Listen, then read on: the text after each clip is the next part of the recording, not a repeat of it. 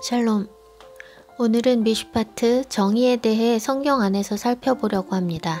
미슈파트에 대해서 두 번째 나누는 것이기 때문에 앞에 것을 안 들으신 분들은 지난번에 나눈 것을 먼저 들으시면 좋을 것 같습니다. 하나님은 온 땅, 온 우주를 통치하시는 하나님이시기 때문에 나라들의 흥망성쇠는 하나님의 주권 아래 있습니다. 그런데 하나님께서 나라를 흥하게 하시고 망하게 하시는 근거는 무엇일까요? 첫사람 아담의 아들 가인이 동생을 죽인 사건을 통해서 죄의 파급력이 얼마나 큰지 알 수 있고 7세손 에녹에게 심판의 계시가 임했던 것으로 볼 때 당시 세상은 이미 타락할 대로 타락하여 더 이상은 회복의 가능성이나 심판을 돌이키실 가능성이 없으며 쓸어 엎어야 할 상태가 된 것을 알 수 있습니다. 그 결과로 노아의 때에 노아와 그 가족 8명을 제외한 모든 인류가 다 멸망당하여 노아로부터 새로운 인류가 시작되었습니다. 그런데 사람이 생각하는 모든 계획이 약하기 때문에 홍수 심판도 효력은 잠시뿐이었습니다. 창세기 6장 5절 여호와께서 사람의 죄악이 세상에 가득함과 그의 마음으로 생각하는 모든 계획이 항상 악할 뿐임을 보시고, 여기서 계획이라고 번역된 단어는 예제르입니다. 예제르는 야짜르라는 동사에서 나왔는데 이것은 form, fashion, 만들다라는 뜻입니다. 특별히 어떤 모양으로 만드는 것을 말합니다. 이 동사에서 나온 예제르는 어떤 모양으로 만들기 위한 틀, mold, frame을 말합니다. 또한 그 틀을 통해 만들어진 결과물을 말합니다. 어떤 틀 안에 점토를 넣으면 그 모양으로 만들어집니다. 그 안에 무엇을 넣든 그 모양이 되게 하는 것이 틀인데 사람의 마음속에 있는 그 틀이 악하니 그 생각의 틀에서 나오는 모든 것이 악할 수밖에 없는 것입니다. 하나님께서 지으신 사람의 마음의 틀은 그런 악한 것이 아니었으나 사람이 범죄함으로 선악을 알게 하는 나무의 열매를 먹음으로써 그 틀이 바뀐 것입니다. 새롭게 시작된 인류는 노아가 죽기도 전에 바벨탑을 쌓는데 그 목적이 창세기 11장에 기록되어 있습니다. 11장 4절 성읍과 탑을 건설하여 그 탑 꼭대기를 하늘에 닿게 하여 우리 이름을 내고 온 지면에 흩어짐을 면하자. 하나님께 도전하는 것입니다.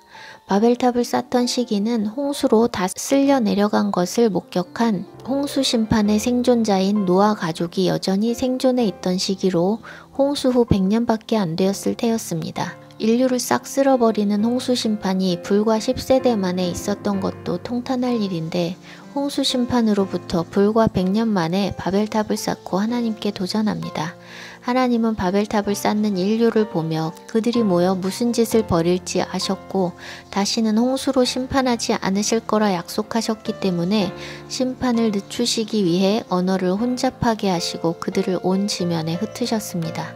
사람들이 한 족속의 언어도 하나니 하고자 하는 일을 막을 수 없기 때문이라고 말씀하십니다. 사람들이 힘을 합하여 악을 행하는 것을 막으시기 위해서 언어를 혼잡케 하시고 인류를 흩어버리셨지만 그렇다 해도 수천 년 동안 심판이 없어도 인류의 사회가 유지될 만큼 사람들의 악행이 심각하지 않았던 것은 아닙니다. 하나님의 말씀 가운데 언급된 여러 가지 재앙들을 통해 각 시대, 각 나라에 크고 작은 심판들을 행하셨고 더 이상 회복 불가능한 나라들은 멸망시키셔서 역사의 뒤로 사라졌습니다. 만일 그러한 심판들이 없었다면 최후의 심판은 오늘날까지 오지 않고 이미 끝났을 것입니다. 그러나 하나님의 구원의 계획과 약속하신 모든 말씀이 이루기까지 최후의 심판을 오늘날까지 붙잡아 두시기 위해 각 시대와 나라에 크고 작은 심판들을 행하셔서 죄악이 온 땅을 덮는 것에 제동을 거셨던 것을 느끼게 됩니다. 택하신 백성 이스라엘 역시 멸망시켰어야 할 족속들의 죄를 답습하여 심판을 초래했지만 하나님께서는 그분의 언약을 지키시기 위해 이스라엘 가운데 남은 자를 두셔서 진멸시키지 않으시고 환란을 통해 그들을 다듬으시고 이스라엘을 통해 열방을 구원하시고자 하신 그분의 계획을 온전히 성취하신 뒤로 최후의 심판을 정하셨습니다. 세상 나라는 흥하기도 하고 망하기도 하는데 망하지 않을 영원한 나라가 있습니다. 바로 하나님 나라입니다. 우리가 사는 세상은 영원한 것은 아니지만 영원한 하나님 나라의 원리를 따르면 망하지 않고 흥하며 지속될 수 있는 것이었습니다. 하나님은 죄악으로 얼룩진 이 세상, 홍수로도 언어를 혼잡케 하고도 흩어놓음으로도 해결되지 않는 이 죄악된 세상을 구원하시기 위한 구속 계획 가운데 아브라함을 부르셨습니다. 창세기 18장은 나라를 세우기도 하시고 멸하기도 하시는 분이 하나님이심을 잘 보여주는 장입니다. 창세기 18장 안에는 죄악이 창궐한 소돔과 고모라를 멸하시고자 하는 계획과 하나님의 공의와 정의를 따르는 새로운 하나님의 나라를 세우시고자 하는 계획이 나타납니다. 18장 앞부분에서 하나님은 아브라함을 찾아가셔서 사라를 통해 아들을 주실 것을 약속하시고 16절 이하에는 소돔을 심판하시려는 하나님의 계획을 아브라함에게 나누십니다. 심판주 하나님께서 한 성을 심판하시려는 계획을 아브라함에게 공유하시는데 아브라함은 하나님의 정의에 근거하여 호소합니다. 창세기 18장 25절 주께서 이같이 하사 의인을 악인과 함께 죽이심은 부당하오며 의인과 악인을 같이 하심도 부당하니이다. 세상을 심판하시는 이가 정의를 행하실 것이 아니니이까. 히브리어로 보면 기가 막힌 표현입니다. 하쇼페트 콜 하아레츠 로 야세 미슈파트. 지난 시간에 나눴는데 미슈파트라는 명사는 샤파트라는 동사에서 온 것이고 샤파트가 여기서 심판하신다는 부분이고 미슈파트가 정의입니다. 샤파트와 미슈파트가 같은 의미이기 때문에 하쇼페트 심판하시는 이가 미슈파트를 행하지 않는다는 것은 말이 안 되는 것입니다. 단팥빵이라고 이름하면 단팥이 들어있어야 하는 것처럼 쇼페트 재판장 심판자라는 이름 안에는 미슈파트가 들어있습니다. 그렇게 하나님께서 아브라함에게 붙잡히셔서 의인이 10명만 있어도 멸하지 않으시겠다고 약속을 하십니다. 그런데 그 성에는 10명이 없었고 결국 진멸하시게 되는데 아브라함이 하나님께 호소했던 부분, 즉 의인을 악인과 함께 죽일 수 없는 하나님의 정의, 미슈파트는 롯과 가족을 그곳에서 꺼내시는 방법으로 해결됩니다.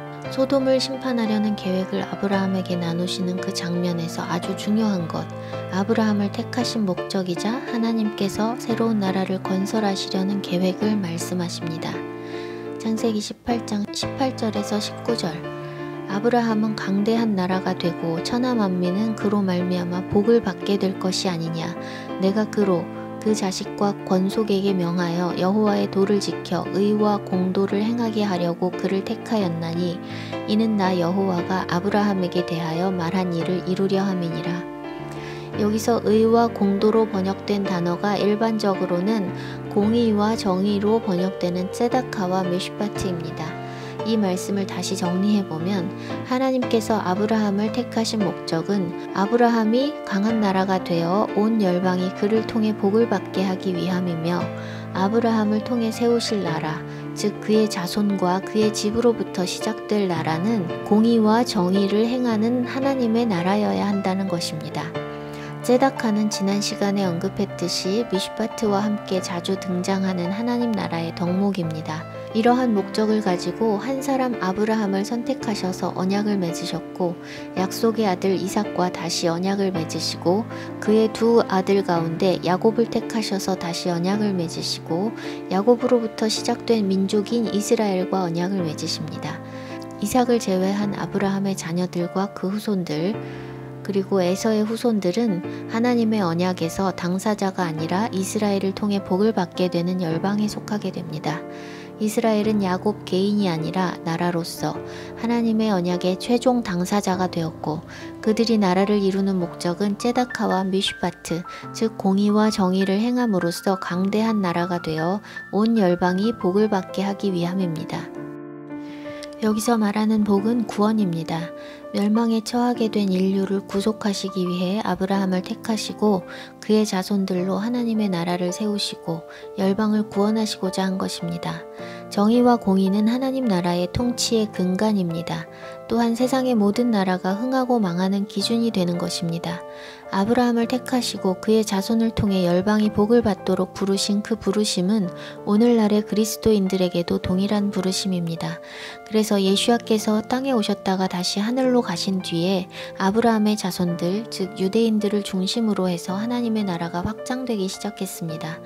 로마의 기독교 공인이라는 허울 아래 열방을 복받게 하기 위해 부르신 아브라함의 자손인 유대인들은 카톨릭의 핍박을 받고 교회 안에서 히브리적 뿌리가 제거되었고 성경대로 믿는 그리스도인들도 박해와 순교를 당하게 되었습니다. 하나님 나라로서 세워진 이스라엘이 무엇을 목적으로, 무엇을 통치의 근간으로 세워진 것인지에 대한 지식이 카톨릭에 의해 제거되고도 오랜 세월이 흐른 뒤에 있었던 종교개혁을 통해서도 뿌리가 다 회복되지는 못했습니다.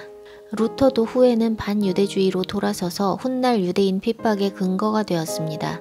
오늘날 교회도 히브리적 뿌리는 배제된 채 자신의 구원에만 관심 있고 하나님 나라의 기초가 무엇인지, 왜 우리가 주님께 선택받고 부름받아 믿음 안으로 들어가게 됐는지 가르치지 않습니다. 사실상 정의와 공의가 빠지면 하나님 나라는 하나님 나라가 아닙니다. 그래서 이스라엘이 하나님 나라로 세워졌지만 망하고 흩어질 수밖에 없었습니다. 언약의 당사자인 이스라엘조차 망할 수밖에 없었다면 접붙임받은 돌감람나무 가지인 우리 이방 그리스도인들은 정의와 공의 없는 삶을 살 때 망하게 되는 것은 말할 필요도 없는 것입니다. 나만 구원받으면 된다는 생각으로 교회 출석만 열심히 하는 기독교인은 하나님 나라의 백성이 아니라 그저 종교인일 뿐입니다. 누릴 것 다 누리고 불신자와 똑같이 불법과 불의를 행하면서 교회 다니면 구원 얻을 수 있다는 생각은 구약에 기록된 하나님의 구원하심과 하나님 나라에 대한 기초적인 이해가 없기 때문입니다. 구원은 우리 스스로 해방될 수 없는 죄의 종됨에서 해방되어 하나님 나라의 백성이 되게 하시는 일련의 과정입니다. 출애굽했으나 광야에서 불순종, 불신앙을 고집한 사람들은 광야에서 멸망당했고 약속의 땅에 들어갔어도 그 땅에서 우상숭배하며 하나님의 법을 떠난 사람들도 망했고 나라 전체가 패역하고 죄로 가득해지자 하나님께서 친히 택하시고 부르시고 구원해내시고 세우신 나라 이스라엘도 망하게 하셨습니다. 그와 마찬가지로 하나님 나라로 접붙임받은 우리 이방 그리스도인들도 창세기 18장의 하나님 나라의 목적에 맞는 삶을 살아야 끝까지 구원을 유지할 수 있는 것입니다. 이스라엘이 가장 불강했던 시기는 솔로몬 때이지만 솔로몬은 다윗과 같이 마음을 지키지 않고 인본적인 방법으로 부강을 모색했고 주변 나라들의 우상이 합법적으로 들어오게 한 통로가 되었습니다. 그로 인해서 솔로몬 때의 흥왕함은 그의 통치로 막을 내리고 그 아들 르호보암 때에 나라가 분열되어 세력이 매우 약화됩니다. 다윗은 왕이 된 후에 범죄도 하고 자식 농사를 제대로 하지 못한 연약함이 있음에도 하나님 앞에서 마음을 지켰고 하나님을 경외했고 그의 집과 그의 나라가 영원하리라는 약속을 받게 됩니다. 사무엘하 7장 16절에서 17절 네 집과 네 나라가 내 앞에서 영원히 보존되고 네 왕위가 영원히 견고하리라. 다윗은 사울과 같이 사람들을 두려워하지도 않았고 솔로몬과 같이 인본적으로 행하지도 않았고 하나님의 길로 행하고 하나님의 미슈파트로 통치했기 때문입니다. 그래서 그는 메시아의 계보로 선택이 되고 영원한 하나님 나라의 왕의 예표로 언급됩니다. 이사야 9장 7절 그 정사와 평강의 더함이 무궁하며 또 다윗의 왕좌와 그의 나라에 군림하여 그 나라를 굳게 세우고 지금 이후로 영원히 정의, 미슈파트와 공의, 째다카로 그것을 보존하실 것이라. 만군의 여호와의 열심히 이를 이루시리라. 메시아의 왕국이 정의와 공의로 보존될 것을 말씀하셨습니다. 이사야 32장 1절 보라 장차 한 왕이 공의, 째다카로 통치할 것이요 방백들이 정의, 미슈파트로 다스릴 것이며 예레미야 4장 2절 진실과 정의, 미슈파트와 공의, 째다카로 여호와의 삶을 두고 맹세하면 나라들이 나로 말미암아 스스로 복을 빌며 나로 말미암아 자랑하리라. 한 나라와 그 보좌가 무엇으로 세워지고 보존되는지 충분히 볼 수 있습니다. 이 외에도 성경에는 정의와 공의가 한 쌍으로 같이 등장하는 경우가 아주 많습니다. 정의와 공의가 언급된 성경 구절을 많이 읽어보려고 합니다. 이 외에도 숱한 말씀들이 있지만 이 정도 읽고 나면 정의나 공의라는 단어가 사용되어 있지 않은 구절이라도 성경 전체를 통해서 정의와 공의에 대한 말씀을 하고 계시다는 것을 알 수 있을 것입니다. 그리고 이 두 가지가 하나님 나라에 있어 얼마나 중요한지도 느낄 수 있을 것입니다. 에스겔 20장 19절에서 20절 나는 여호와 너희 하나님이라. 너희는 나의 율례를 따르며 나의 규례를 지켜 행하고 또 나의 안식일을 거룩하게 할지어다. 이것이 나와 너희 사이의 표징이 되어 내가 여호와 너희 하나님인 줄을 너희가 알게 하리라. 여기서 나의 규례라고 번역된 것이 미슈파트입니다. 하나님의 율례와 규례를 따르는 것이 하나님이 그들의 하나님이심을 나타내는 사인이 되고 하나님은 그들의 하나님으로서 행하실 것임을 말씀하십니다. 이사야 1장 17절 너희는 스스로 씻으며 스스로 깨끗하게 하여 내 목전에서 너희 악한 행실을 버리며 행악을 그치고 선행을 배우며 정의 미슈파트를 구하며 학대받는 자를 도와주며 고아를 위하여 신원하며 과부를 위하여 변호하라. 학대받는 자를 도와주며 고아를 위하여 신원하며 과부를 위하여 변호하는 것은 공의에 대한 것입니다. 이사야 1장 21절 신실하던 성읍이 어찌하여 창기가 되었는고 정의 미슈파트가 거기에 충만하였고 공의가 그 가운데 거하였더니 이제는 살인자들 뿐이로다. 여기서는 공의가 ጼ데크인데 ጼ데크는 ጼ다카와 같은 것으로 보시면 됩니다. 이사야 1장 27절 시온은 정의로 구속함을 받고 그 돌아온 자들은 공의로 구속함을 받으리라. 이사야 51장 4절 내 백성이여 내게 주의하라. 내 나라여 내게 귀를 기울이라. 이는 율법이 내게서 나갈 것임이라. 내가 내 공의를 만민의 빛으로 세우리라. 내 공의가 가깝고 내 구원이 나갔은즉 내 팔이 만민을 심판하리니 섬들이 나를 앙망하여 내 팔에 의지하리라. 앞에 공의는 미슈파트이고 뒤에 나온 공의는 ጼ데크인데 한국어로 똑같이 번역을 한 오류가 있습니다. 이사야 56장 1절 너희는 정의 미슈파트를 지키며 의를 행하라. 이는 나의 구원이 가까이 왔고 나의 공의가 나타날 것임이라. 이사야 58장 2절 그들이 날마다 나를 찾아 나의 길을 알기를 즐거워함이 마치 공의를 행하여 그의 하나님의 규례 미슈파트를 저버리지 아니하는 나라 같아서 의로운 판단을 내게 구하며 하나님과 가까이 하기를 즐거워하는도다. 여기는 ጼ데크 한 번, 미슈파트 한 번, 그리고 미슈파트와 ጼ데크가 같이 쓰여서 한 번 나옵니다. 의로운 판단이라고 번역된 것이 두 단어가 같이 쓰인 미슈페테이 ጼ데크입니다. 공의의 판단, 공의의 심판 등으로 해석할 수 있습니다.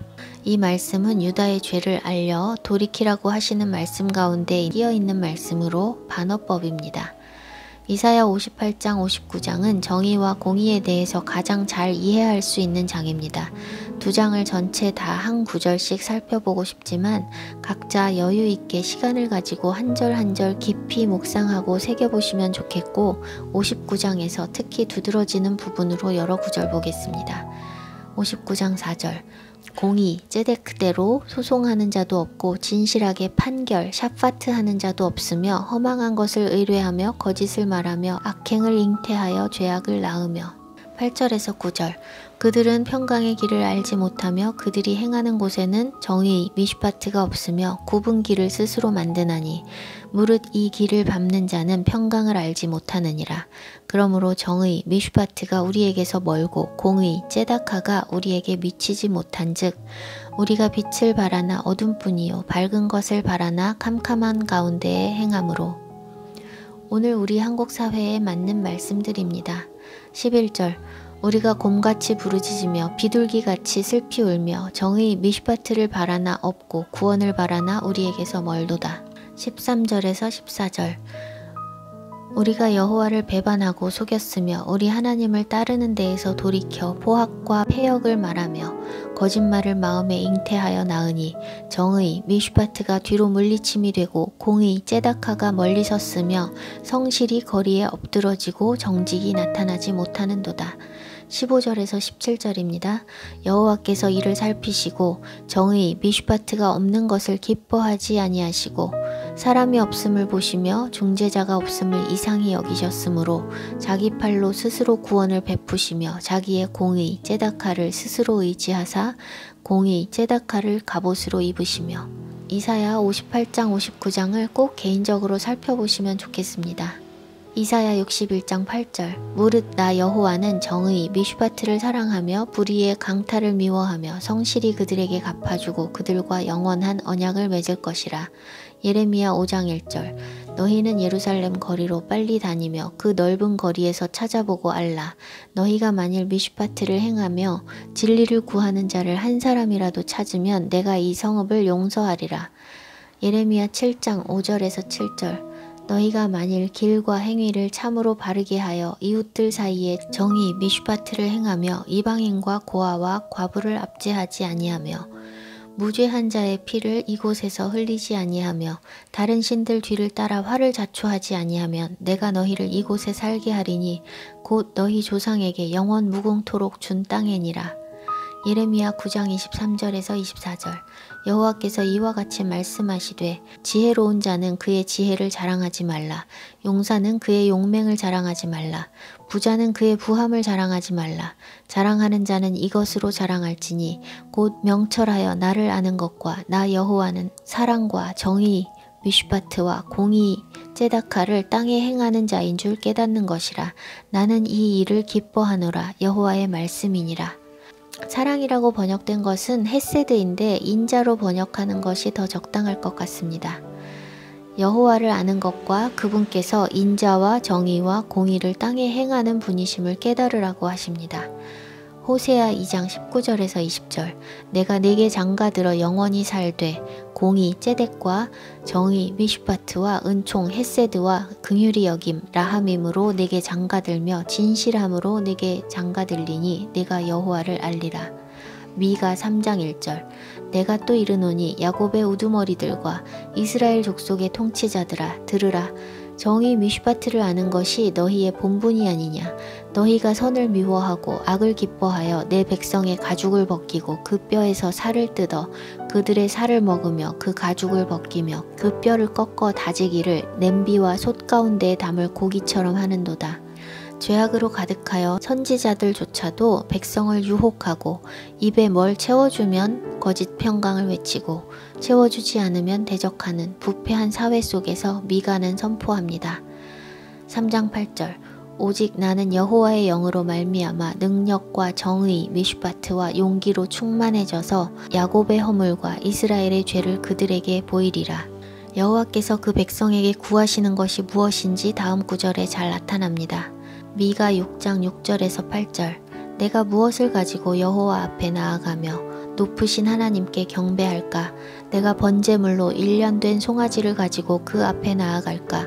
여호와께서 천천의 순양이나 만만의 강물 같은 기름을 기뻐하실까? 내 허물을 위하여 내 맏아들을 내 영혼의 죄로 말미암아 내 몸의 열매를 드릴까?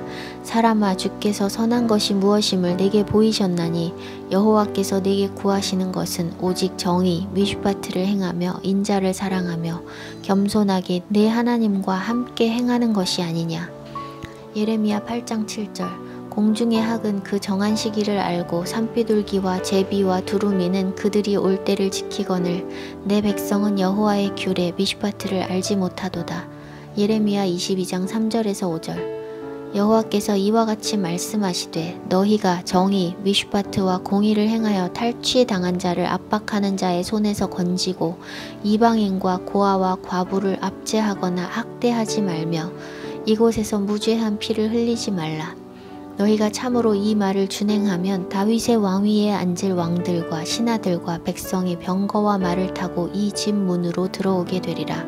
그러나 너희가 이 말을 듣지 아니하면 내가 나를 두고 맹세하노니 이 집이 황폐하리라. 여호와의 말씀이니라. 예레미야 22장 15절에서 16절. 내가 백향목을 많이 사용하여 왕이 될 수 있겠느냐. 내 아버지가 먹거나 마시지 아니하였으며 정의 미슈파트와 공의 ጼ다카를 행하지 아니하였느냐. 그때에 그가 형통하였었느니라. 그가 가난한 자와 궁핍한 자를 변호하고 형통하였나니 이것이 나를 알미 아니냐. 여호와의 말씀이니라. 예레미야 23장 5절에서 6절. 여호와의 말씀이니라. 보라 때가 이르리니 내가 다윗에게 한 의로운 가지를 일으킬 것이라. 그가 왕이 되어 지혜롭게 다스리며 세상에서 정의 미슈파트와 공의 ጼ다카를 행할 것이며 그의 날에 유다는 구원을 받겠고 이스라엘은 평안히 살 것이며 그의 이름은 여호와 우리의 공이라 일컬음을 받으리라. 에스겔 5장 5절에서 6절 8절에서 10절 말씀입니다. 주 여호와께서 이와 같이 이르시되 이것이 곧 예루살렘이라. 내가 그를 이방인 가운데에 두어 나라들이 둘러있게 하였거늘 그가 내 규례 미슈파트를 거슬러서 이방인보다 악을 더 행하며 내 율례도 그리함이 그를 둘러있는 나라들보다 더하니 그러므로 나 주 여호와가 말하노라. 나 곧 내가 너를 치며 이방인의 목전에서 너에게 벌을 내리되 네 모든 가증한 일로 말미암아 내가 전무후무하게 내게 내릴지라. 그리한즉 내 가운데에서 아버지가 아들을 잡아먹고 아들이 그 아버지를 잡아먹으리라. 내가 벌을 내게 내리고 너희 중에 남은 자를 다 사방에 흩으리라. 이사야 10장 1절에서 4절. 불의한 법령을 만들며 불의한 말을 기록하며 가난한 자를 불공평하게 판결하여 가난한 내 백성의 권리 미슈파트를 박탈하며 과부에게 토색하고 고아의 것을 약탈하는 자는 화 있을진저. 벌하시는 날과 멀리서 오는 환란의 때에 너희가 어떻게 하려느냐. 누구에게로 도망하여 도움을 구하겠으며 너희의 영화를 어느 곳에 두려느냐. 포로된 자 아래에 굽풀이며 죽임을 당한 자 아래에 엎드러질 따름이니라. 그럴지라도 여호와의 진노가 돌아서지 아니하며 그의 손이 여전히 펴져 있으리라. 하나님께서 통치하시기 위해 세우신 나라 이스라엘이 하나님의 법을 따르지 않고 정의와 공의가 무너져버린 상황 속에서 선지자들을 통해 얼마나 많이 말씀하시고 돌이키도록 기회를 주셨는지 볼 수 있습니다. 또 그렇게 정의와 공의가 무너진 상황 속에서 얼마나 하나님 나라의 백성들이 고통을 당했는지도 볼 수 있습니다. 3일 동안 걸어야 할 만큼 큰 성 니느웨도 요나의 단 하루의 외침에 회개하고 돌이켰는데 이스라엘은 돌이키지 않았습니다. 예수와께서 하신 말씀은 그들에게 베푸신 인자와 오래 참으심이 얼마나 컸는지 짐작하게 합니다. 마태복음 11장 21절. 화 있을진저 고라시나 화 있을진저 벳세다야. 너희에게 행한 모든 권능을 두로와 시돈에서 행하였더라면 그들이 벌써 베옷을 입고 제에 앉아 회개하였으리라. 어느 시대 어느 나라를 물론하고 하나님께서는 나라를 멸망시키시지 않고 먼저 회개하도록 선지자를 보내시고 칼, 기근, 전염병 등 성경에 기록된 여러 가지 재앙들을 보내심으로써 죄악의 제동을 거셨습니다. 왕정시대에는 세워진 왕을 폐하심으로써 심판을 하시기도 합니다. 기본적으로 왕은 세습되기 때문에 다윗처럼 하나님을 경외하는 마음을 끝까지 지키지 못하면 부패하기 쉽고 첫마음을 잃어버리고 하나님의 정의로 통치하지 않습니다. 남유다에는 의로운 왕이 여러 명 존재했기 때문에 무너졌다가도 회복되고 다시 흥왕하는 시간도 있었지만 북이스라엘 왕국은 왕들이 한결같이 정의와 공의를 버렸기 때문에 남유다 왕국보다 빨리 멸망했고 왕들의 통치 기간도 짧았습니다. 왕들을 패하는 것으로도 안 될 만큼 죄악으로 관영하면 나라들이 멸망합니다. 선지서에는 이스라엘뿐 아니라 열방 나라들에 대한 심판과 멸망의 메시지들이 나타납니다.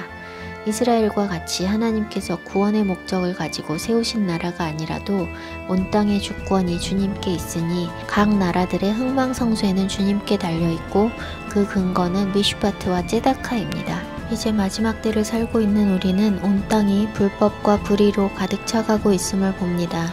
대한민국도 연일 혀를 내두를 만한 부정부패 소식들로 가득하고 더 심각한 것은 그런 사람들이 권력을 쥐고 있다는 것입니다. 미슈파트와 ጼ다카가 무너진 한국 땅과 전 세계가 심판을 향해 달려가고 있음을 볼 수 있습니다. 국민들은 불법과 불의로 고통당하고 권력자들은 두려움 없이 악을 행하고 있는 시대입니다. 또한 하나님께서 금하신 죄들을 합법화하고 하나님의 미슈파트를 행하려 하는 사람들을 범죄자로 만드는 세상이 되었습니다. 또한 온 세상이 다시 하나로 통합하려는 거대한 움직임을 보고 있습니다. 이러한 통합이 이루어지고 있는 것은 주님이 오시는 사인입니다. 최후의 심판을 하나님의 구속 계획에 따라 정하신 때로 늦추시기 위해서 바벨탑을 쌓던 무리들을 흩으신 사건 이후로 인류는 각 나라와 족속으로 분리되어 있었는데 이제 주님의 약속이 거의 다 성취되었고 주님께서 다시 오셔서 이 땅을 심판하시고 새롭게 하실 때가 되었기 때문에 흩어진 무리들이 다시 하나가 되고 있습니다. 혼잡케 하셨던 언어는 오늘날 대부분의 나라에서 영어로 소통이 가능해졌고 AI로 실시간 번역이 가능해졌습니다. 전 세계는 하루 안에 이동이 가능하고 굳이 이동하지 않아도 실시간으로 지구 이 끝에서 저 끝으로 소통이 가능해졌고 어둠의 세력이 오래전부터 형성해왔던 흐름이 부분적인 통제력을 가질 뿐이다가 이제 미디어를 통해 동시에 전 세계를 통제할 수 있는 단계가 되었습니다. 바벨탑 사건 때 하나님께서 하신 말씀과 같이 이제 하나로 뭉친 인간들이 하고자 하는 일을 막을 수 없는 때가 되었습니다. 그것은 마지막 심판이 임했다는 증거입니다. 이런 마지막 때의 구원을 놓치지 않기 위해서 우리 각자의 삶에서 하나님 나라의 정의와 공의가 이루어지고 그것을 통해 하나님을 모르는 사람들에게 복을 임하게 해야 합니다. 또한 이 타락한 세상 풍조와 흐름을 따라가기 위해 아둥바둥할 것이 아니라 이 땅에서 행해지는 악행들, 불의와 불법, 하나님께 도전하여 하늘의 영역에 속한 것을 인본으로 하려 하며 바벨탑을 쌓는 모든 사악한 일들을 보며 탄식하며 우리 자신을 구별해야 합니다. 에스겔 9장 4절에서 6절 여호와께서 이르시되 너는 예루살렘 성읍 중에 순행하여 그 가운데에서 행하는 모든 가증한 일로 말미암아 탄식하며 우는 자의 이마에 표를 그리라 하시고 그들에 대하여 내 귀에 이르시되 너희는 그를 따라 성읍 중에 다니며 불쌍히 여기지 말며 긍휼을 베풀지 말고 쳐서 늙은 자와 젊은 자와 처녀와 어린이와 여자를 다 죽이되 이마에 표 있는 자에게는 가까이 하지 말라.